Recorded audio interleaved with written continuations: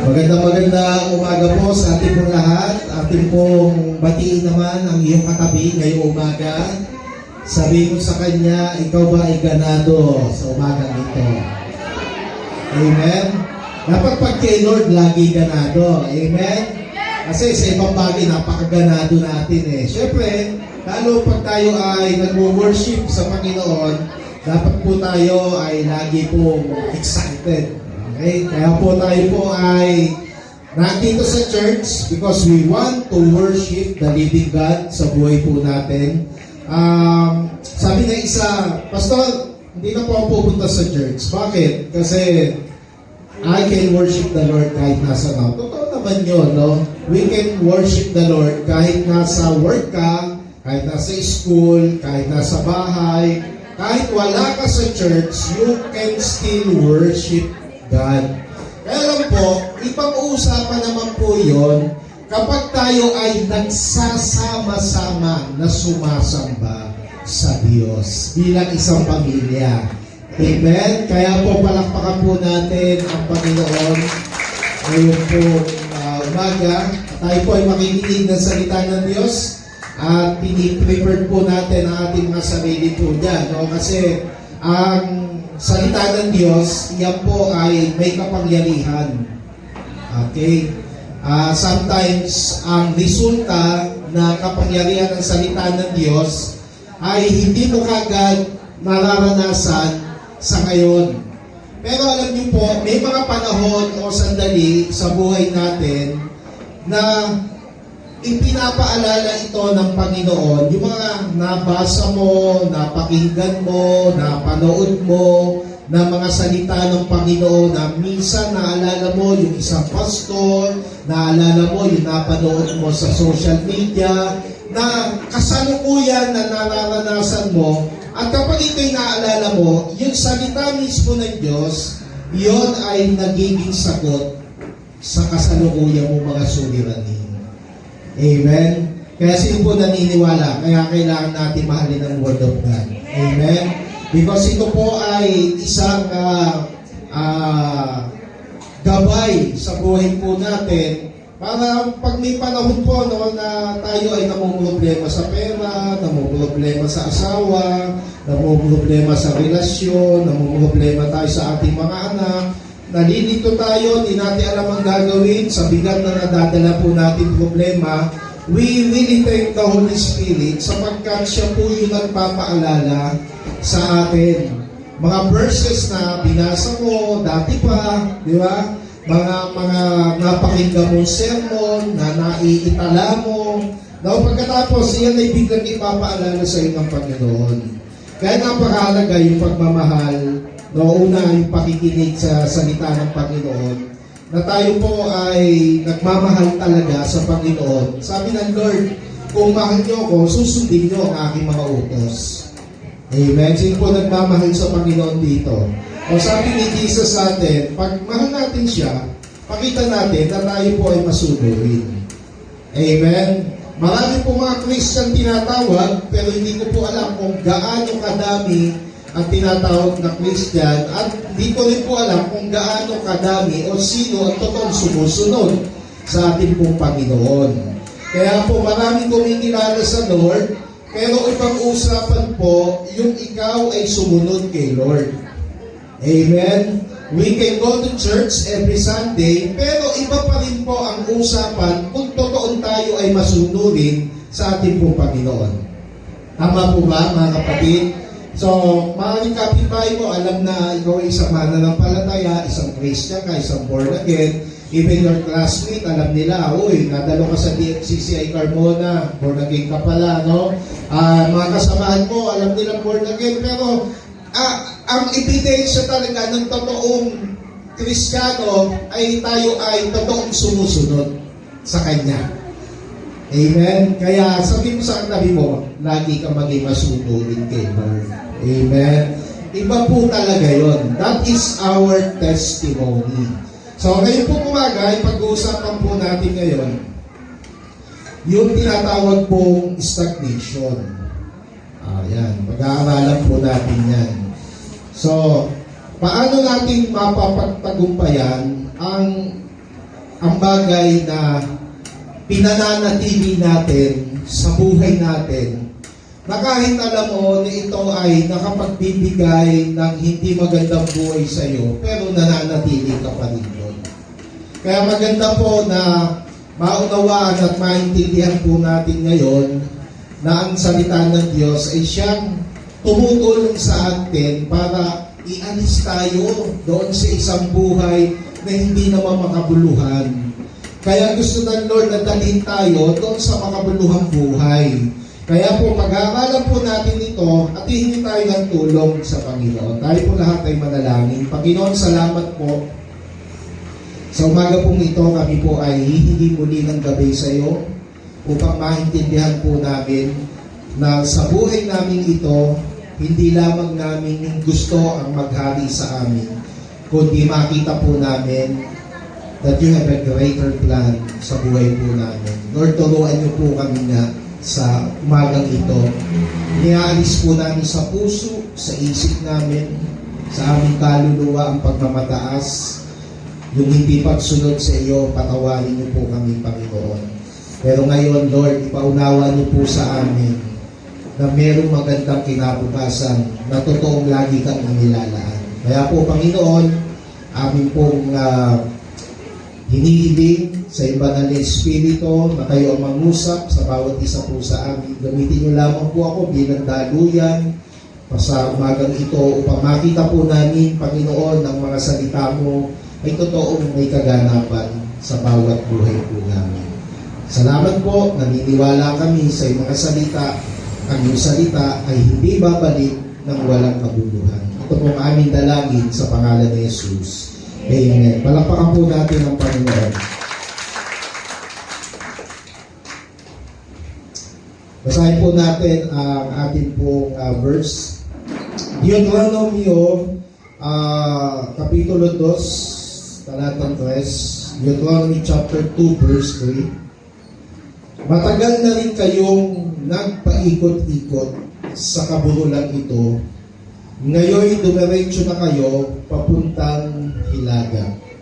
Ang verse 3 ay isang kwento o kasaysayan ng Israel na alam natin na ang kanilang istorya ay malungkot sa kanilang paglalakbay.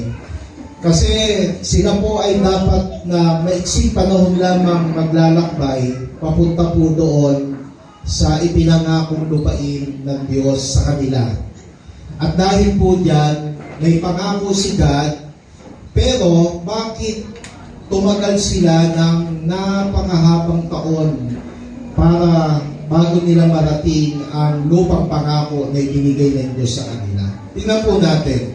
Napag-aralan natin dati, isang bagay na pumipigil sa pag-usad natin sa buhay. Alam niyo po, yung tinatawag po nating attitude. Okay? So, mahalaga po maintindihan natin, mga kapatid, pag meron kang gustong marating, isa sa tinitignan ng Panginoon, paano mo hinaharap ang kasalukuyang buhay mo patungo doon sa hinaharap. So, it's all about our response. It's all about your attitude. O sige, maganda pala ang plano ni Lord. O anong ginagawa mo sa magandang plano ni Lord? Paano mo ipinakikita kung sino ka doon sa magandang plano ni Lord? Eh yung Israel, ipinakita nila yung katigasan ng ulo nila. Pinakita ng mga Israel yung pagre-rebelde nila. Kita nyo ha? Tingnan nyo to. I-relate natin yan sa personal na buhay po natin. May promise sa iyo si God, maganda, mabuti, ganap ang pangakong yan para sa iyo yan. Para sa ikabubuti mo. Pero, pag ganon, minsan tayo matigas ang ulo. Tingnan nyo po ha, naisip nyo ba yan? Oh, maganda ang promise ni Lord sa iyo, doon ka dadalhin eh. Pero minsan, tayo ay nagre-rebelde. Kadalasan tayo nagagalit pag hindi tayo pinagbibigyan ni Lord. Just like the Israelites. Ngayon po, ang ganda ng future nila, pero bakit sila naging stagnant doon sa wilderness? Nanatili sila doon ng napakahabang panahon. Na dapat, ang plano ni Lord, saglit lang kayo dyan. Kaya sabi niya dito, matagal na rin kayo nagpaikot-ikot sa kabululang ito. Ito po yung tinatawag na nananatili na lamang sila na hindi napupulpil yung pangako ng Panginoon sa kanila dahil na rin sa kanilang mga pag-uugali. Kaya ngayon po umaga, mas maiintindihan po natin. Una, ang Panginoon may plano talaga sa atin. Amen? Pangalawa, sa plano ni Lord sa iyo, dapat umayos ka. Sabi ko sa tabi mo, dapat umayos talaga tayo. Amen? So, para makarating ka dun sa promise ni Lord sa iyo, sino po sa inyo, tingin nyo, may pangako si Lord sa inyo? Sa buhay nyo. Ako, may pangako sa akin si Lord. Kaya lang, bakit nagtatagal? Ba't hanggang ngayon wala pa? Ba't ang dami mong iniingi si Lord? Pagpalain mo ako, Panginoon. Ba't wala pa rin yan? It's all about how we respond to that promises na binigay ni Lord sa atin. It's all about our attitude. Kaya po, matagal na rin kayo nagpaikot-ikot yan. Sabi po ng verse, eto na, binigyan ka na ni Lord ng direction. Alam nyo, ito maganda kingdom talaga eh. Pero kahit matigas ang ulo natin, hindi nyo napansin, mabait pa rin si Lord sa atin. Amen? Napansin nyo rin ba yun? Tanongin mo yung katabi mo, napansin mo rin yun? No? Kahit once a year ka lang nagsisimba, ang bait pa rin sa iyo ni Lord. Ba't gano'n? Kasi mahabagi ng Diyos eh.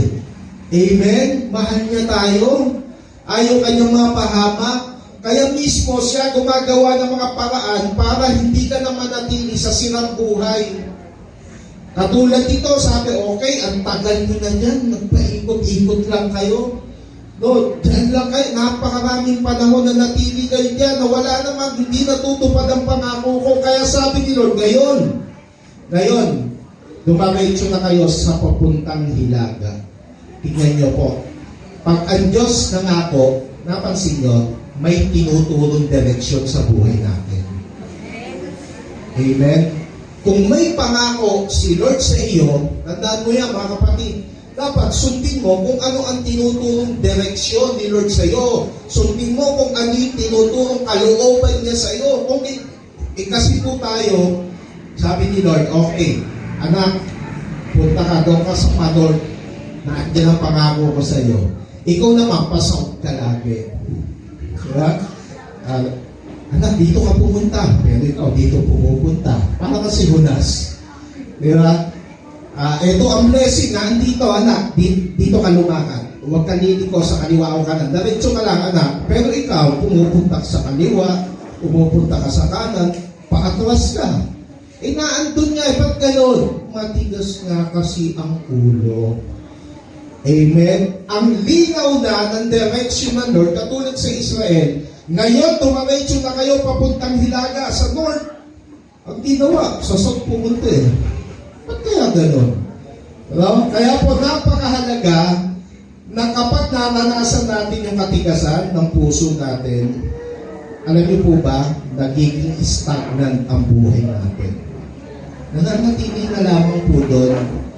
Ano po ibig sabihin ng stagnation? Ito po, yung pagiging stagnant. Number one, ang meaning po niyan is staying the same for too long. At tagal. Naandun ka pa rin. Ba't gano'n? Hindi nababago. Kasi nananatili ka dun eh. Stagnation, no? Stagnant ka. Tapos, yun daw naandun sa ganong buhay, ito pangalawa, walang pagbabago. Amen? Ang tagal na nanatiligan eh. Hindi na bago. Kasi nanatili, ayaw mo sumunod sa direction ng Lord eh. Kaya yung buhay mo, parang ang hirap magbago kasi nananatili ka doon, ayaw mo sumunod. Amen? Sabihin mo sa katabi mo, ikaw ba nagbago na? Amen? Sino po sa atin nagbago na dito? Totoo lang, usapang patotoo to ha. Sino po dati dito, maraming babae, maraming lalaki? Dati. Meron ba dito? Sino po dito dating rapist? Meron ba? Pastor, hindi naman akong tanongin ng ganyan. Di magtataas, mahihiya. Pero, ba't ka mahihiya? Dati mo na buhay yun eh. Di ba? Sino po dito dating chismosa? Hanggang ngayon, Pastor, ganun pa. Walang pagbabago. Stagnation talaga eh. Sino po dito o dati hindi ka nagbabasa ng Bible? Hanggang ngayon, Pastor. Dahil ngayon, Pastor, nagbabasa na ako ng Bible. Ibig sabihin, may pagsunod eh. Di ba? O, ikaw ba dati walang pakialam sa simbahan? Wala si Pastor ka, mag-preach siya na mag-preach. No? May gagawin ng church. Merong evangelism program. Hindi ka nakikialam dyan. Kasi, hindi natin napapansin, ang buhay dapat po ay napupuno lagi ng pagbabago. We have a right response sa panawagan ng Diyos. Ano pa ho ibig sabihin? Masakit po itong pangatlo. Minsan ba nasasabi ng misis mo yan sa'yo, na mister mo, na paglipasan na ng panahon? Ang pangit, di ba? Kasi stagnant ka na eh. Ang buhay mo, walang pagbabago, no? Masyadong nag-stay doon sa napakahabang panahon. Pagkatapos po, dahil doon, napapaglipasan ka na. Totoo po ba yung kasabihan ng tumatanda na walang nararating? May ganun kakilala kayo? Yung tumanda na, parang walang nabago sa buhay. Di ba? Yung bang tumanda na parang hindi na nagumpay doon sa kanyang mga kahinaan. Kung meron tayong mga kahinaan sa kasalukuyan at hindi tayo nananagumpay, it means baka mapaglipasan tayo ng panahon. Mawala ang pagbabago at tayo'y matali sa napakahabang panahon. Tingnan po natin ang larawan na ito.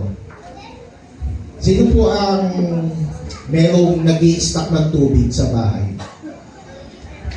Yung pong tubig, napansin nyo, maglagay kayo ng isang drum, punuin nyo po ng tubig. Kasi sasabihin nyo, para yan kung sakali emergency, may sunog, di ba? Dati meron kaming ganun.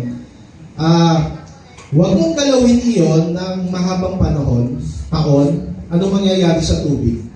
Tulad niya, no? Unti-unti po yun, magkakaroon siya ng kiti-kiti. Alam niyo yung kiti-kiti, no? Tapos po yun, babahayan ng lamok. Hindi nagagalaw eh. Tapos yun, habang tumatagal, unti-unti, magiging kulay, perti na yung kulay. No? Dahil hindi nagagalaw, wala nangyayari, magkukulay itim na yun. Habang tumatagal pa, yung tubig na na-stock, magkakaamoy na. Okay? Mapapansin mo, baka ilang taon, may alien na doon sa tubig. Kung ano na yun na nakalagay doon sa sobrang tagal dahil hindi nagagalaw yung tubig. Napansin nyo, minsan daw sa buhay natin parang gano'n. Pag ikaw ay hindi nagagalaw, walang nangyayari sa buhay mo, ibig sabihin doon, maaano po tayo, nawawala yung ganda, nawawala yung purpose.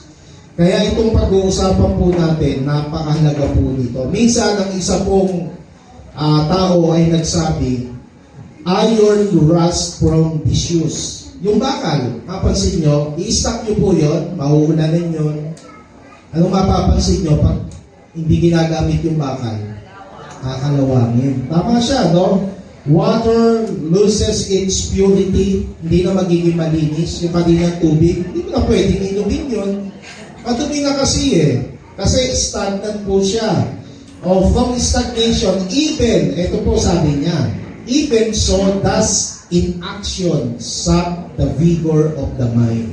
Kahit pala yung isip natin, pag hindi nagpa-function, no, hindi pinapagana, hindi nagiging alive, hindi ginagamit sa tama, same with our life, nagiging stagnant. No, kumbaga, alam niyo yung salitang, may salita po dyan na ano eh, na pace out. Sino ba dito mga nasa mga pabrika? May nagtatrabaho dito sa pabrika, di po ba? Di ba yung isang produkto, pag hindi na ginagamit, hindi na nadideliver, hindi na nabebenta, ano ginagawa? Pine-phase out nila. Tinatanggal nila.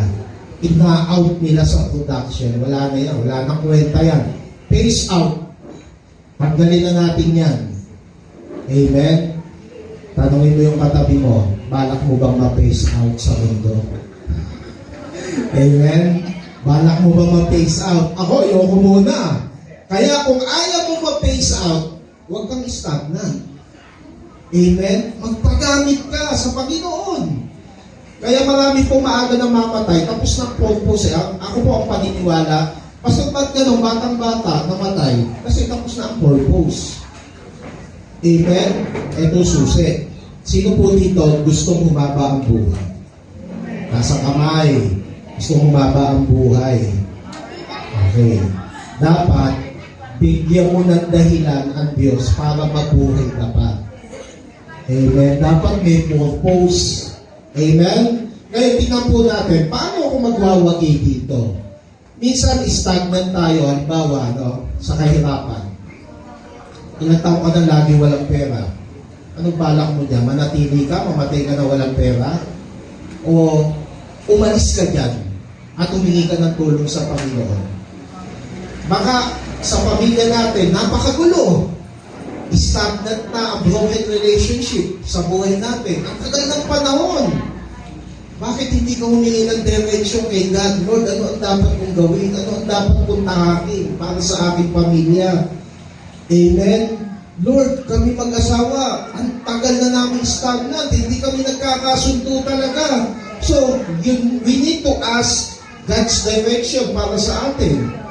Amen? So, tatlong bagay ang gagawin po natin. How to break the spirit of stagnation. Meron po isang larawan dito. Ano po yung nakikita niyo sa larawan? Ano po hayop yan? Nakakita na po kayo niyan? Nakasakay na kayo? Hindi pa. Nakikita natin sa movie, sa social media. Manila Zoo. Sa Manila Zoo. May Manila Zoo pa ba? Wala na. Namatay ba na? Pinatay na nila. Namatay na. Yun daw elepante, pag gusto mong kuhanin para i-train sa circus. Di ba sa circus may mga elephant? Nakakapanood tayo niyan Yung palang pinagdaanan ng elepante, hindi ordinaryo. Ang saklap. Bago sila matutong tumayo niyan, bago sila matutong umupo doon sa upo ang maliit, alam niyo po, katakot-takot na training ang ginawa sa kanila. Ito masaklap. Yung elepante, dahil sa haba ng kanyang pagsasanay, araw-araw, kinakadena po yung kanyang paa. Tinatali po sila. Tapos po, may mga panahon, yung traino ng elepante, kahit kalagan yung kadena sa kanilang paa o tali, at tinataboy sila na pumunta doon, hindi na po sila naalis. Doon sila nahihirapan. Ano kung bakit? Ang utak ng elepante, nakatali pa rin siya. It feels na parang meron siyang sa puso ng elepante na stagnant na lamang siya sa tinuturo ng kanyang traino. Nakakala niya lagi siya nakatali. Alam niyo po, ito po ang dapat nating maintindihan sa illustration ito. Minsan, yung pagiging stagnant sa isip mo lang. Amen? Minsan, yung pananatili mo sa hindi pag-alis sa magulong buhay, minsan hindi mo nakakaya kasi hindi nababago ang isip. Kaya minsan tayo ay talit-tali sa isang bagay na hindi kalooban ng Panginoon sapagkat natatali tayo. Okay? Ang isip natin, natali tayo ng maraming mga panahon. Kaya tignan niyo po, ito pong tatlong ibibigay ko po mga kapatid, magpapakawala sa atin. Aalis tayo dahil sabi ni Lord, punta tayo doon sa Lord.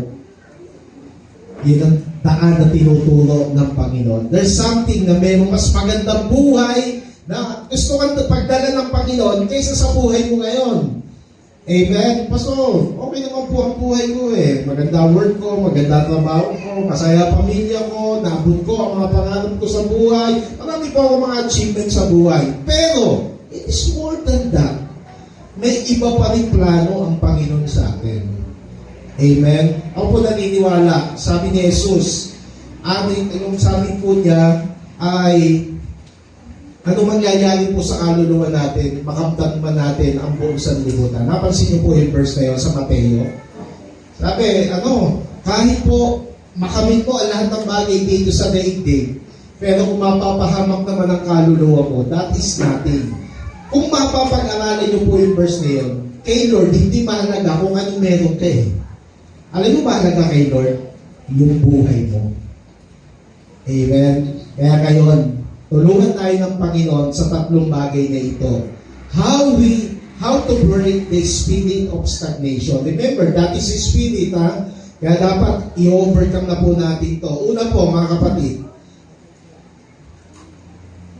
review. Alam natin yung salitang review. Pag ikaw ay nag-review, ano ibig sabihin po nun? Nag-aaral. Okay? Nag-meditate ka. Parang sinisiyasat mo ang isang bagay.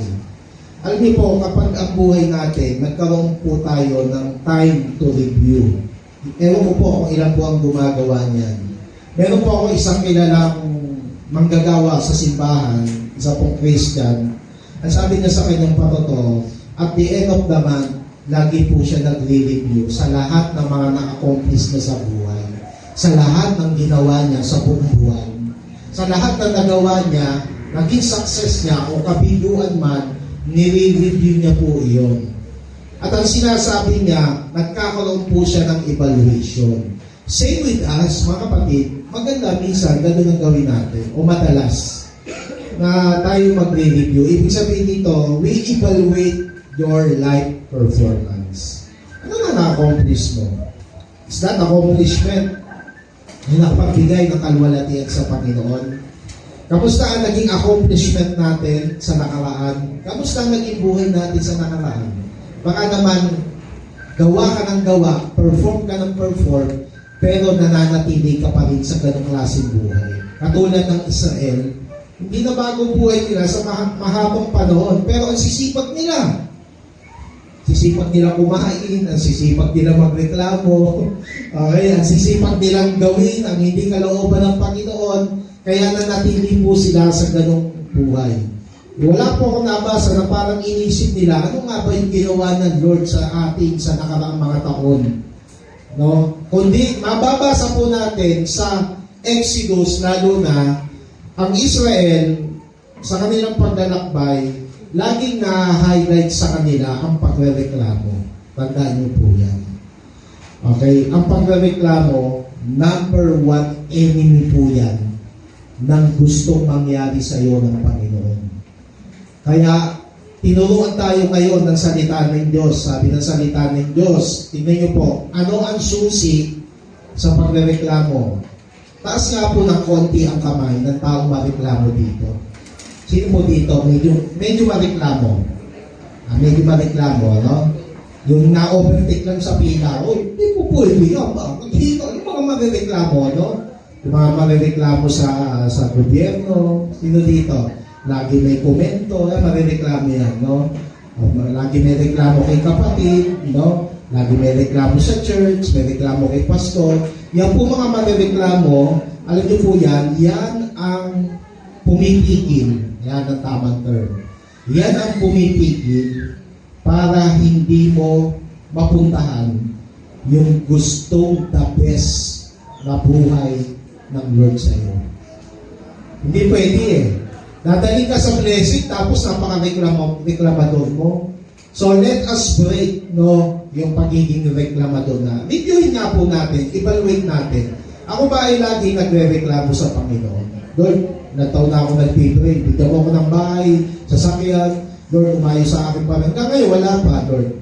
No? Kuminsan tayo dumadaing na nagre-reklamo sa Panginoon.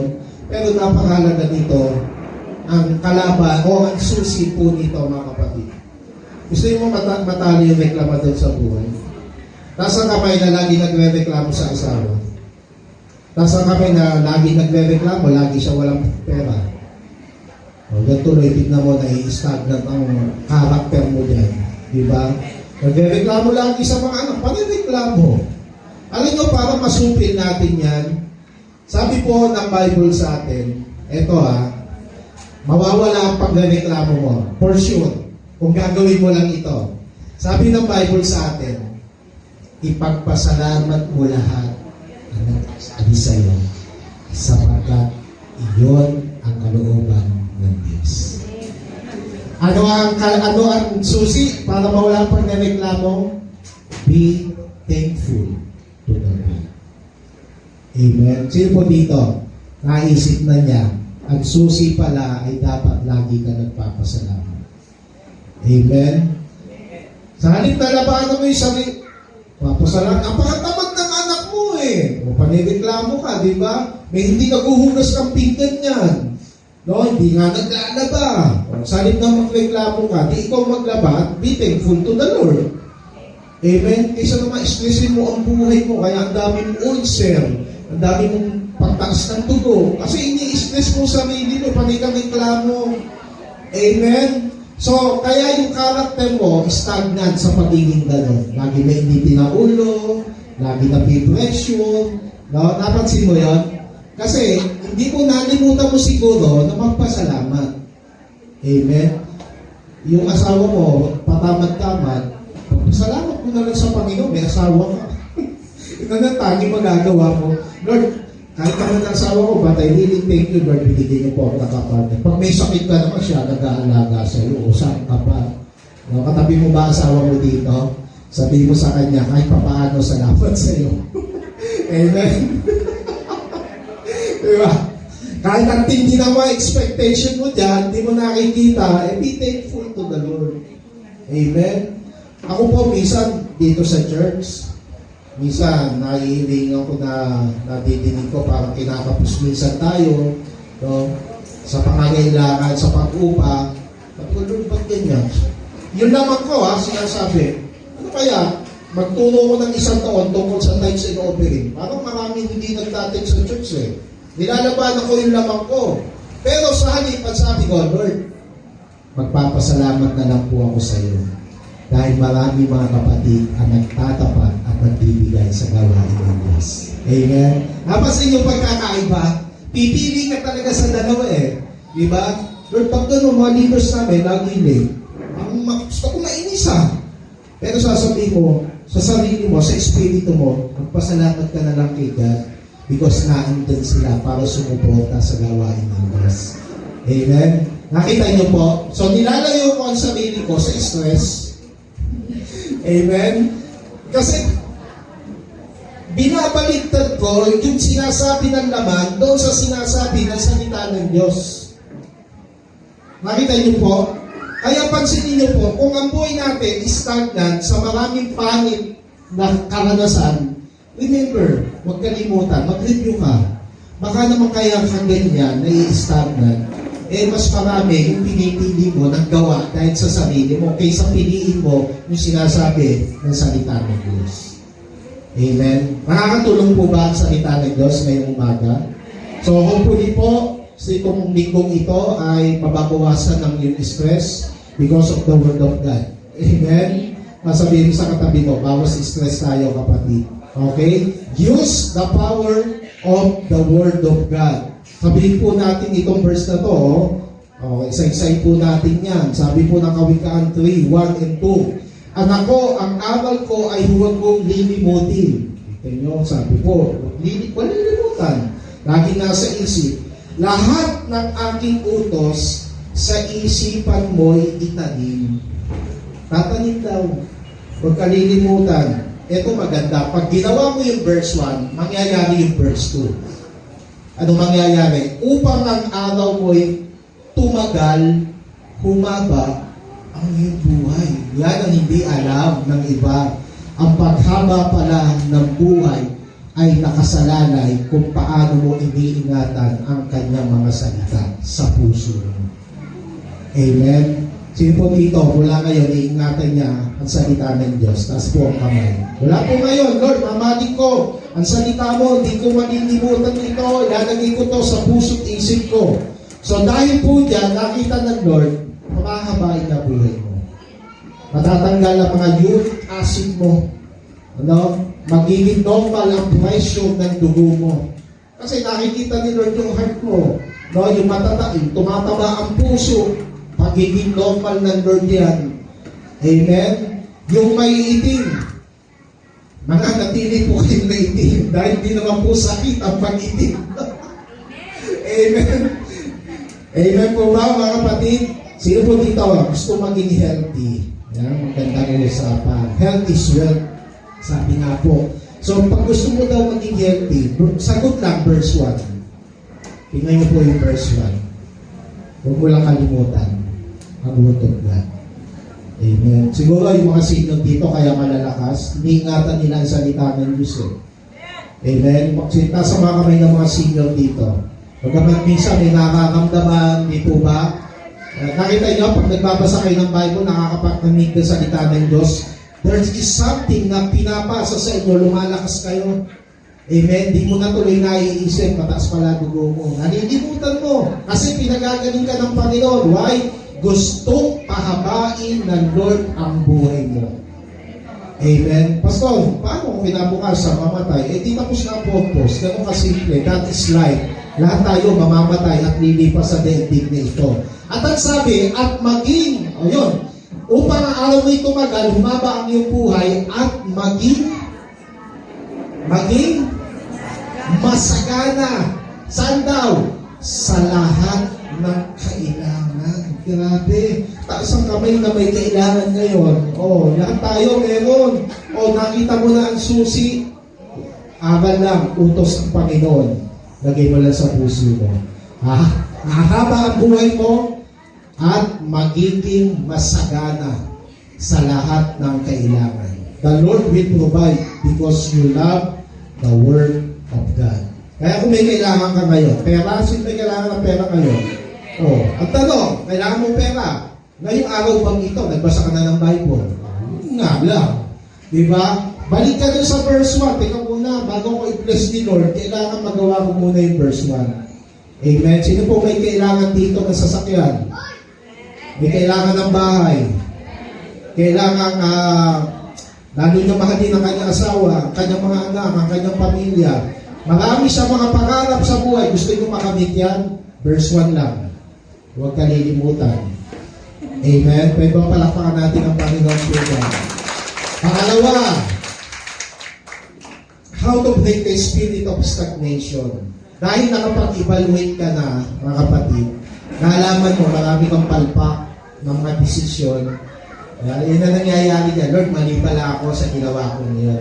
Because you evaluate, you review. Ang susunod po niyan, nilinisin ka ng Panginoon, syempre. Bibigyan ka ng direction ni Lord, patatawagin ka niyan. Kaya ang susunod po ay reset. Ano po sa Tagalog ng reset? Sino po magagaling sa English yan? Ano po sa Tagalog nun? Teacher niya, ano ba yung reset sa Tagalog? Yung set, alam natin, sa ayos, magsimula. O parang magsisimula ulit. Ilagay ulit sa ayos. Okay, when we say reset, you reclaim and adjust your plans. Bago ka mag-adjust ng plano, kasi ayaw mo ma-stagnant Ganito po. Halimbawa, nangangalap tayo at nagpipray. Yung church natin, tama po ba? Yung church natin, gamitin ang Panginoon sa maraming mga taong hindi pa nakakakilala sa iyo. Sa Kanya. So, ang tanong, paano mo gagawin yun? Ano yung plano mo? Amen? Baka yung nakaraang plano mo, hindi effective. So, magre-reset ka ngayon. Okay, nagtayo ka ng negosyo, tapos, excited ka, sa kalagitnaan ng taon, hindi kumita hanggang magsara yung negosyo mo. So, ano gagawin mo? Magmukmok o manalangin sa Panginoon ng bagong opportunity? Ang ginagawa mo, nag-a-adjust ka ngayon ng plano. Nagre-reset ka. And the first step na magre-reset dapat sa buhay natin, yung isip natin. Amen. Mabago ang ating mga kaisipan. But be transformed by renewing of your mind. So, paano mo gagawin yan? Ito po ang ibinigay ko pong pamamaraan, binigay sa atin. Paano ka magre-reset? Una, mga kapatid, dapat malinaw sa yung goal mo sa buhay. Mag-set ka. Baka kasi yung dating goal mo, tungkol lang sa pera eh. This time, para hindi ka mag-i-stagnant, magkaroon ng malinaw na goal. Especially yung goal mo to give glory to God. Okay, taas ang kamay na may mga goal ngayon, may mga gustong marating. O anong goal mo? 5 taon mo lang ngayon. Ano ba goal mo? Ang church ngayon may goal Gusto po namin sabihin. Gusto natin may marating. Tapos, pag gusto nyo pong gawin mag-reset, ito yung pangalawa. Baka kasi hindi mo pa nagagawa yung isang bagay. Hindi mo pa natatry. So, try new things. Amen? Kung dati, stagnant ka lang sa, halimbawa parang ganito. Stagnant ka lang sa, ang trabaho mo ay nagdadrive ka ng tricycle. Maraming panahon na. Ba't hindi mo kayong mag-try na mag-drive naman ng jeep? Parang gano'n, no? Parang nababago naman. Okay? Halimbawa, yung mga kabataan, no? Dati, lagi ka nanliligaw. No, lahat ng makita mong babae, gusto mo ligawan. Kulang na lang, pati yung poste, lagyan mo ng palda, ligawan mo. Ano kaya, magbago ka ng pag-iisip. Ano kaya kung mag-pray muna ako at hihingi ng kalooban ng Diyos na gusto ko makasama sa aking buhay. At ang magiging motto mo ngayon ay stick to one ka na. Okay, hindi katulad dati. Ang motto mo sa buhay, collect and collect, then select. Okay, pero ngayon binago mo na kasi you try a new things. Maraming panahon lagi tayong kapos. O anong plano mo dyan? Ba't ka ba laging kapos? O nagre-review ka, nag-evaluate ka, ngayon magre-reset ka, mag-set ka ng clear goals. Halimbawa, dami ng utang, taas ang kamay na may mga utang. Okay, sino po may mga utang dito? Proud to be. Okay? O malaki utang mo. Bakit ang laki ng utang mo? O magre-review ka ngayon. Ba't kaya tayo nabaon sa utang? Dahil sa ganito, o ano gagawin natin? No, mag-reset ka. Adjust your plan. O paano gagawin natin? Dapat may goal tayo. Sa year ganito, dapat bayad na lahat ng utang natin. O paano gagawin? Mag-try ka pa ng new things. Baka kasi nabibitin ang pangangailangan mo kasi umaasa ka lang sa sweldo mo. Ano kaya kung mag-sideline ka? Ano kaya kung mag-ano ka ng mga produkto sa social media? Mag-TikTok ka, pero huwag ka lang magpapakita ng mga tip sa TikTok. Mag-alok ka ng mga something para madagdagan ng income. Tama po ba yun? Try new things para po makapag-reset tayo. Makakatulong din itong pangatlo, mga kapatid. You try to connect with others na makakatulong sa iyo. Kung negosyo pag-uusapan, dumikit ka sa mga marunong magnegosyo. Kung pagbabago ng buhay ang pag-uusapan, dumikit ka sa mga binago ng Diyos ng buhay. Amen? Pastor, ba't hindi nababago buhay ko? Kasi kung kanino ka sumasama yung sumasama ka doon sa makatawang buhay, walang direksyon ng buhay, ba't hindi mo kaya gawin to?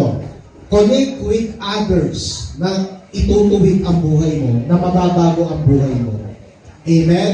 Kung ikaw ay nasa ministry, paano mo pa mapapalago ang ministry mo? And then, kumuha ka ng mga mentor. Parang ako, may mentor. Hanggang ngayon, pastor na ako.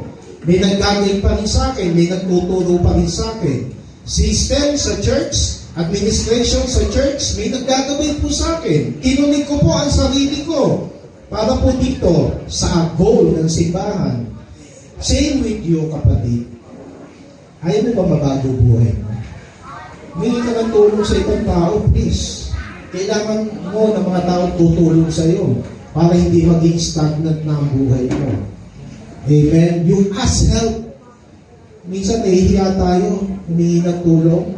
Pero huwag kang mahihiya, lalo sa mga kapatiran. Humingi ka ng tulong. Pag-try mo naman ako. Itong buhay ko, hirap na ako. Humingi ka ng panalangin kay pastor. Humingi ka ng panalangin kay kapatid. Sa panahon ng pangangailangan mo, kinakapos ka. Huwag kang mahiyang humingi ng tulong. Hindi naman madadamot ang mga kapatiran. Tutulong at tutulong po tayo. Pang-apat, find joy and purpose. Yan ang maganda. Dapat po, naiintindihan din po natin. Sa buhay natin, dapat lagi ka masaya. Amen. Tanungin mo ang katabi mo, masaya ka ba sa buhay mo ngayon? Amen. Kita mo, hindi siya maka-smile. Kasi stagnant na buhay eh. Di ba? Hindi niya makuhang magalak sa buhay. Punong-puno tayo ng mga isipin sa buhay. Nawawala yung focus ni Lord na dahil sa mga pinagdadaanan mong kahirapan. Kaya yung purpose ni Lord, purpose ng Panginoon, hindi maibandila sa buhay mo. Kasi stagnant ka na, kakaisip sa mga problema, no, nai-stress ka. Napansin niyo po yan, siguro sa buhay natin. The more na lagi mong minemeditate ang mga pinagdadaanan mo sa buhay, the more na lumiliit yung vision na binibigay sa ni Lord. Yung pangarap niya sa Lord. Kaya yung purpose ni Lord, parang hindi na ito powerful sa iyo. Nawawala na ng sense yung gusto na mangyari ng Diyos sa buhay ko. Bakit? Kasi ang isip ko nga, focus sa problema sa anak, problema sa asawa, problema sa pera. No, umaga, tanghali, gabi, hindi ka matulog, napansin mo, kakaisip, ano kaya magiging bukas namin?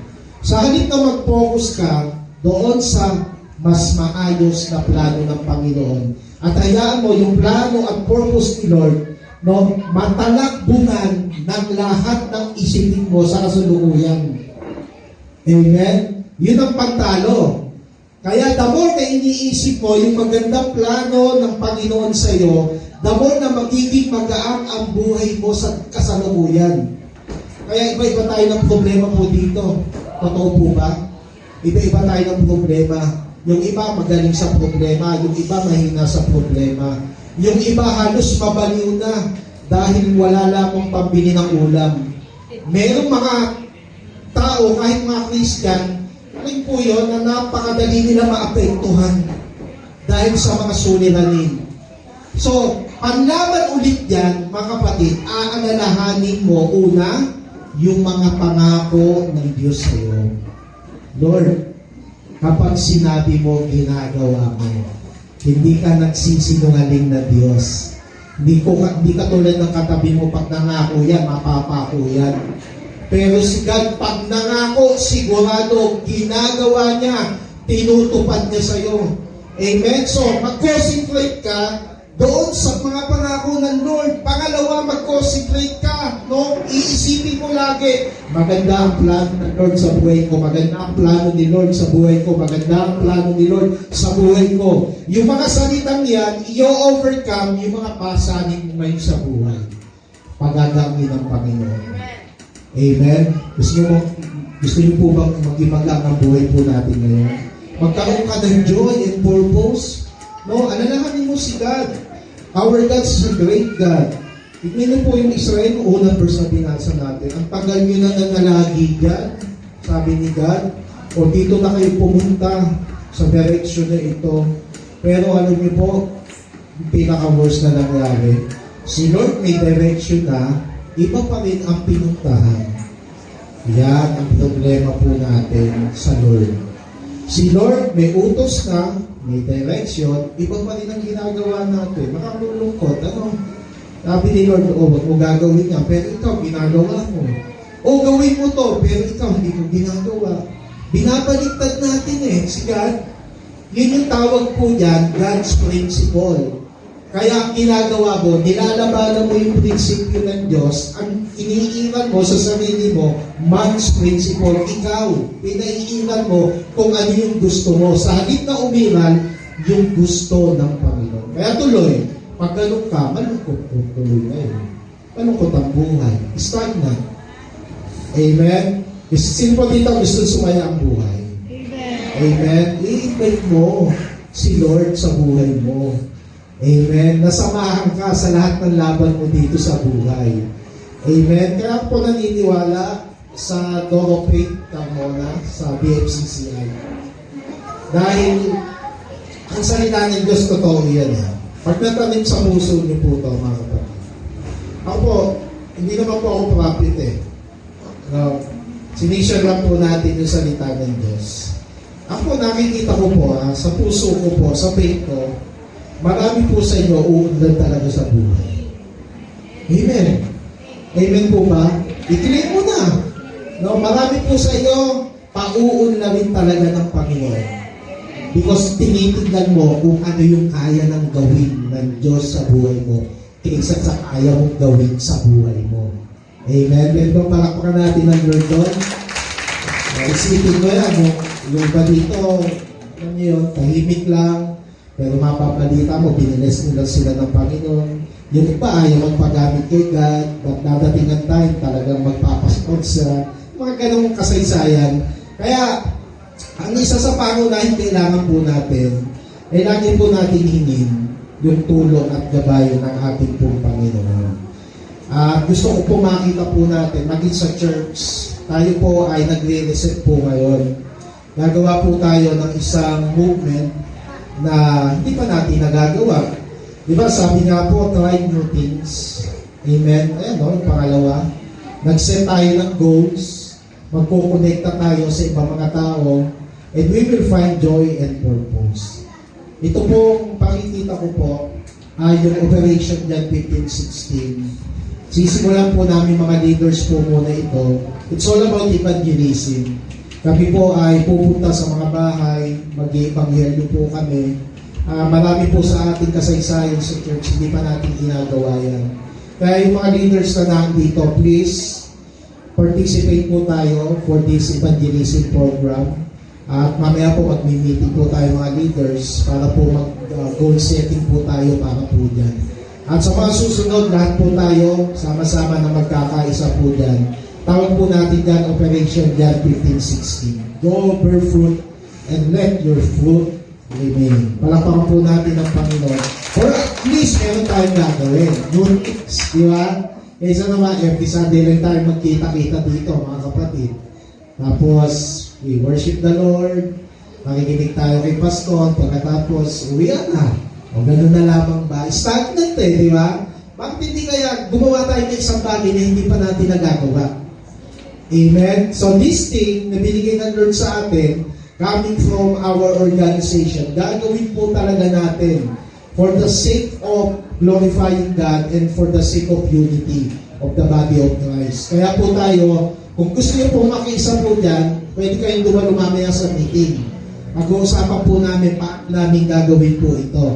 Amen? Pero, we commit as a leader, tayo po mga leaders, sisimulan po muna natin yan sa atin para sa susunod na batch ay lahat ng mga kapatiran, nawa ito ay lahat po sila ay magsisabi. Okay, so pangatlo, dito na po ako magtatapos mga kapatid. Paano tayo magkakaroon, mabibreak ang spirit of stagnation? Okay, don't forget to proceed. Sabihin niyo po, proceed. Magpatuloy ka. Okay? Ano ibig sabihin yan? Move on. Sabihin ko sa tabi mo, move on. Focus on things that produce. Mas hapunin natin, we move on, na alam natin, dapat ang buhay po natin ay magbubunga. Amen? Tingnan niyo po, pag inibaluin natin ang sarili natin, makikita natin ano yung hindi naging fruitful sa atin. And tatanungin natin, bakit kaya? Hindi kaya naging matigas ang ulo ko sa Panginoon? Hindi kaya hindi ako naging masunugin sa Kanya? Bakit kaya hindi naging fruitful? Hindi ako makapagpatuloy sa paglilingkod sa Panginoon, hindi ako makapagpatuloy sa pag-unlad sa buhay. Siguro, itong bagay na ito ang kailangan natin gawin. Magpatuloy ka. Huwag kang hihinto. Amen? Marami po sa atin, siguro sa nagdaang panahon, huminto kasi tayo. As a pastor, may mga panahon huminto rin ako eh. Alam niyo po ba yun? Si Pastor Abin, huminto rin ang pagpapastor. Nagtrabaho ako sa mga factory kasi inisip ko yung pangangailangan ng pamilya ko. Tingnan niyo po ha, may calling ka, pero lumalayo ka sa calling ni Lord eh. So, ang ginawa ko po, nagtrabaho po muna ako.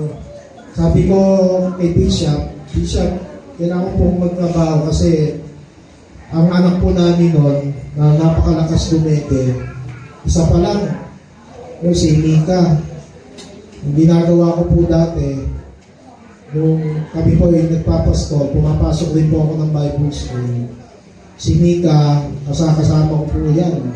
Alas 6 pa rin ng umaga, kahit natutulog yan, bubuhusan ko na po ng tubig yan. Kasampali ko, gumising ka, baby pa lang po siya. No? Hindi po, pinaliliguan ko kagad. Kahit ayaw ko sana isama, so papasok po ako ng Bible School, kaya dala akong baby, nasa stroller. Nagtuturo yung teacher namin, si Mika, naglalaro, no? Minsan pag tinoyo, nilalabas ko. Ganun po naging buhay ko. No? Pagkatapos po, nakapagtapos po ako ng Bible School, tapos naging assistant pastor po ako ni Bishop ng maraming taon. Pero dumating yung pagkakataon, hindi na ng pangangailangan namin. So natalo ako ng needs. Okay, pastor to ha, kwento ng pastor. Kayo pa. Natalo ako ng pangangailangan ng pamilya ko. That's why nagpaalam ako kay Bishop, kailangan ko po mag-work. Kasi yung allowance na natatanggap ko po, practically, hindi na po nakakasapat sa pangangailangan ng pambili ng gatas ng aking anak. Yun ang sinabi ko. Ang bait ni Bishop, pinayagan ako. Pero yung pinayagan niya ako, alam ko pala yun, no? Sa kalaunan, paglayo ko pala yun sa calling nila. Naintindihan niyo mga kapatid. Marami po sa inyo may calling sa Panginoon, pero natatalo siya ng mga needs. Hindi ko kasi naintindihan yung sinabi ng Bible, and God will provide everything. Hindi ko na-meditate. Kaya nung maintindihan ko sa uli, ba't nga pala tayo nagtatrabaho, pastor tayo. Yun pala, yung asawa ko, pray na ng pray sa akin. Tapos, ilang beses yun, pastor ulit, 2 beses nangyari yun. Tapos, nagpahinga muli ako, nagtrabaho muli ako. At ngayon, nagpapastor na tayo dito. Sabi ng asawa ko, mag-resign ka na lang magturo. Nagsa-sideline po ako ng pagtuturo bilang pastor sa school, sa college. Kaya po hindi nakakaalam nito. At ngayon po, nag-resign na rin po ako. Yung lamang ko, ito sinasabi, Habi, ba't mag-resign ka? Sayang din yung 90,000 a month. Amen. Sideline ko lang po yan sa pagtuturo. Kaya kong isunweldo po ng 19,000. Yung lamang ko sinasabi, Habi, sayang yun. Pero yung espiritu ko, nililit ako sa calling ko. Arvin, full-time tayo sa ministry. Gawin natin ang nararapat para sa gawain ng Diyos. So, mas pinili ko yung calling ng Panginoon. Amen? That's why, nagpupusit po tayo ngayon sa ministry. Amen? Yung iba, ito, masakit no? Hindi niya kayang gawin yun. Hindi niya kayang i-give up yung mga bagay na pwedeng pakinabangan niya sa buhay niya kapalit ng purpose ni Lord sa buhay mo. Doon tayo nagiging stagnant. Kaya tatagal ka, malamig ka sa Panginoon, kasi nga, yung hindi nagiging nagpuproduce ka ng kaligayahan yung buhay mo, because wala na yung ginagawa mo sa layunin ng Diyos, malayo na. I believe, iyan ang nagiging dahilan bakit hindi tayo nakakaalis. Maging sa church, mga kapatid, kaya tayo ay nagsusumikap ngayon, please, tayo po ay magkaisa sa gagawin po talaga natin. Because we want to do the new things para sa Panginoon.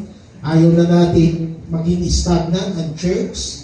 Ako po, sabi ko po, I really appreciate ang mga kapatiran sa church. Pero, naniniwala po ako, mas marami pang gagawin ang Panginoon sa buhay po natin, sa ating simbahan. Amen? So, tayo ngayon, 190. Lord, hindi ka maligaya pa ng ganyan. Alam po namin, marami pang tao ang makakakilala sa iyo. Through us.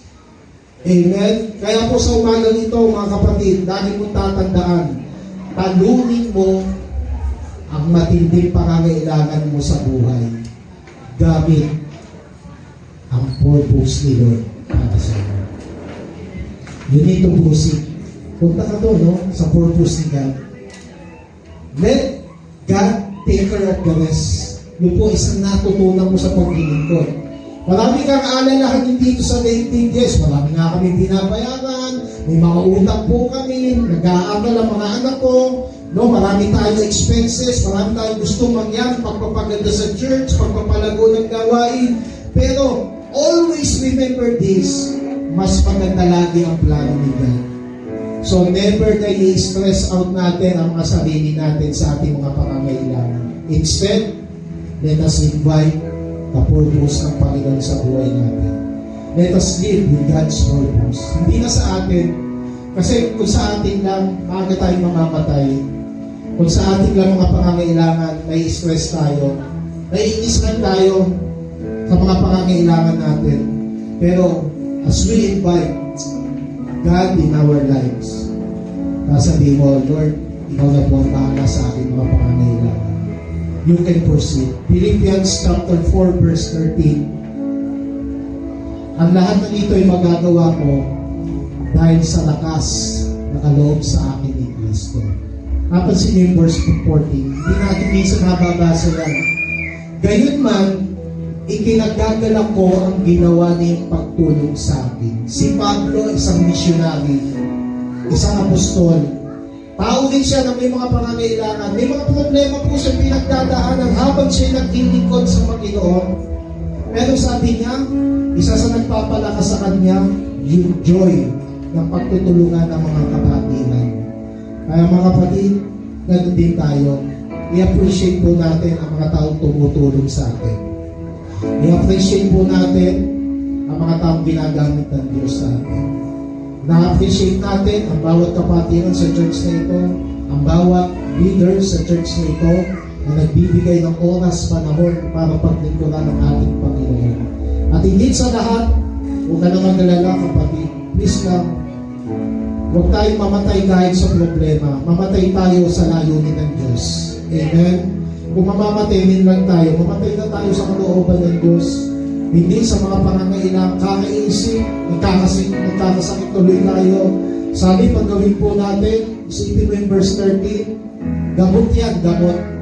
Ang lahat ng ito ay magagawa ko dahil sa lakas ng kaloob sa akin ni Kristo. Sa umagang ito, kailangan mo ba ng kalakasan? Nangangailangan ka ba ng kalakasan mula sa Panginoon?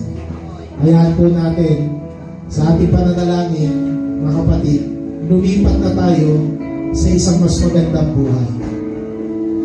This time, let us break the stagnation sa buhay po natin. Grabe na yung panahon mo na ginugol yan. Marami ng sakit, hapdi at kirot. Marami ka ng pagluha dyan sa pinaklaseng buhay.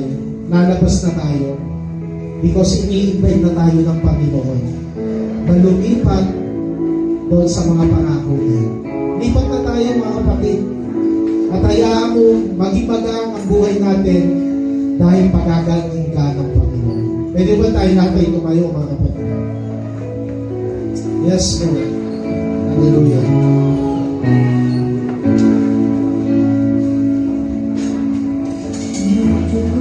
Pwede mo bang awitin natin to bilang pag-anyaya ngayon sa ating Panginoon Jesus.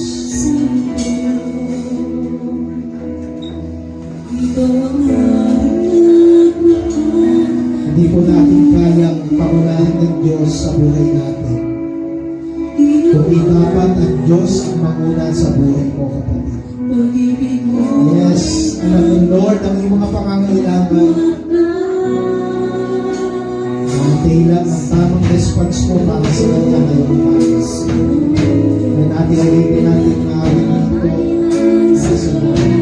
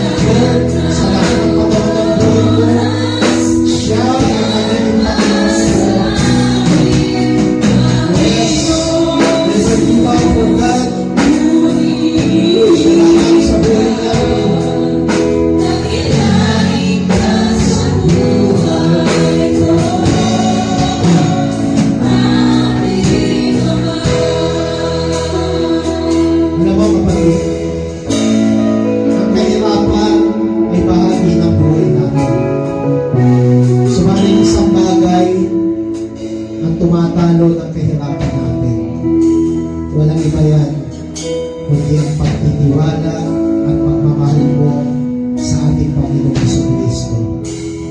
Mas lakihan mo ang pagmamahal mo sa Kanya.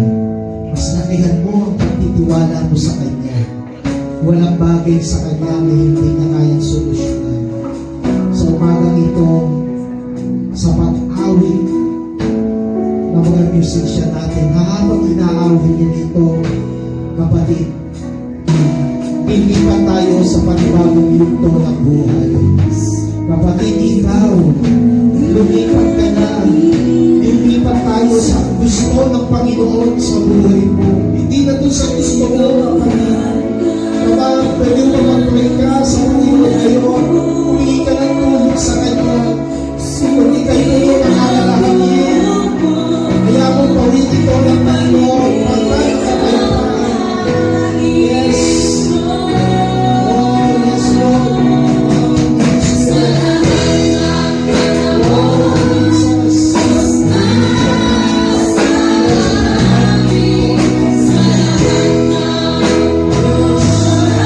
We break the spirit of stagnation. Jesus' name.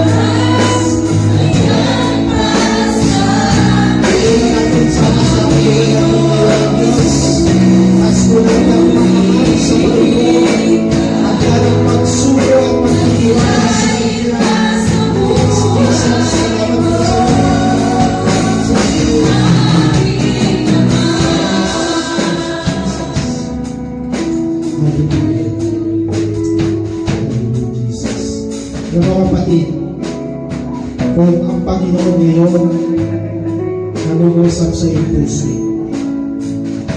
nararamdaman mo sa iyong espiritu na mayroong masigit na gagawin ng Diyos sa buhay mo. Ang kailangan mo lang maniwala, magtiwala, manampalataya para sa Kanya. Dadalikan niya sa isang buhay na mawawala na ang lungkot, mawawala na ang kahirapan, dahil ang buhay na ibibigay niya sa iyo ay isang buhay na mananatiling magpakailanman. Let the peace of our Lord Jesus rule in our hearts this moment. Papanalangin kita, kapatid. Kung gusto mong maghari sa iyo ang Panginoon, pwede mo itaas ang iyong kamay. Even you are a Christian, maraming kang mga himutok sa buhay, maraming kang pasanin, na minsan alam mo yan ang ginagamit ng kaaway para pigilan ka na maglingkod sa Kanya. Isusuko na natin ito sa Panginoon. Hallelujah. Panginoon, naririto kami ngayon. Inaalay po namin ang aming mga buhay po sa iyo.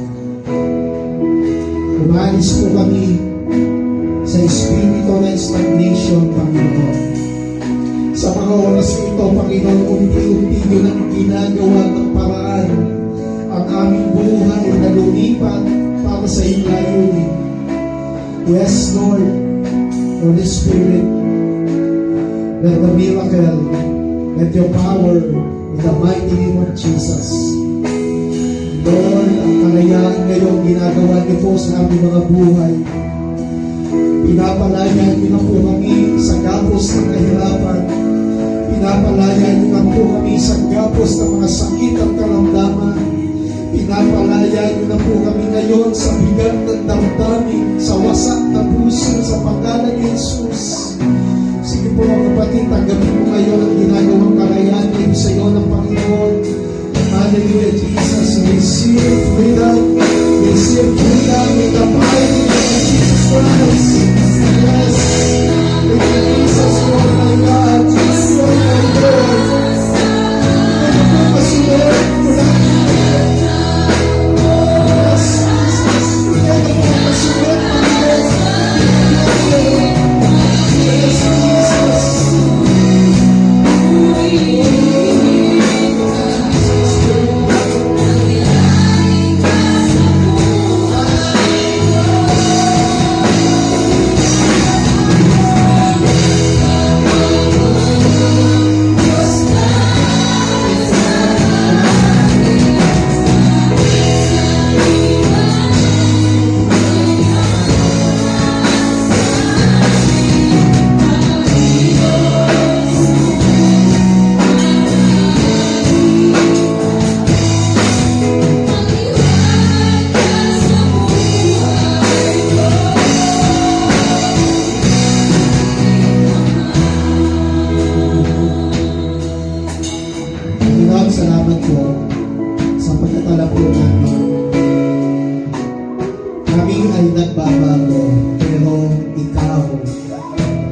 hindi ka nagbabago. Hindi nagbabago sa amin ang iyong kabutihan. Hindi nagbabago sa amin ang iyong katapatan. Hindi nagbabago sa amin ang iyong pag-ibig. At dahil po yan, ngayon ang aming mga espiritu ngayon ay nagsasaysay ng pasasalamat, nagsasaysay ng pagmuli.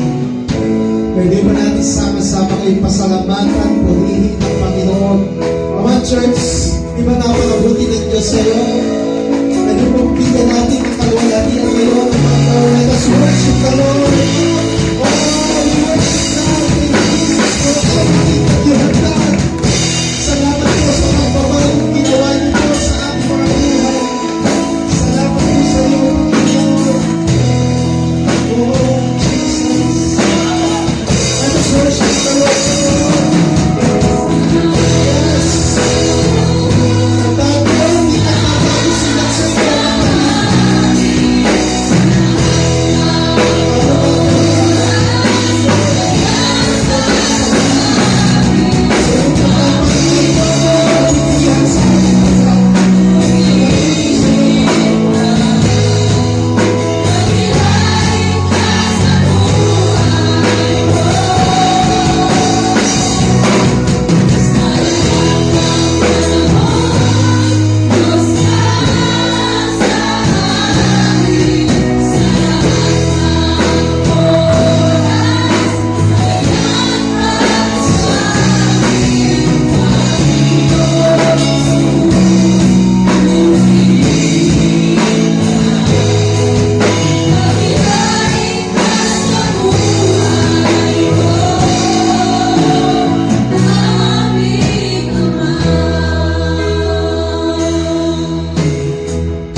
Panginoon, lahat ng papuri, pagwalhatian, ay binabalik po natin sa iyo.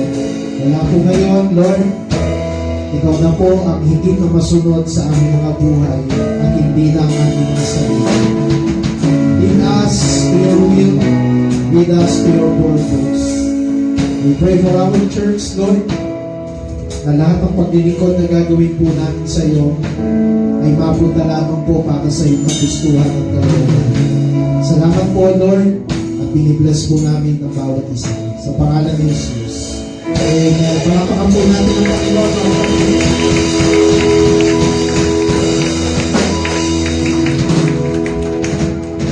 Amen. So tayo po ay pinalayanan ng Panginoon, kaya po tayo po ay maniwala na paganda po ang ating mga buhay according to His will.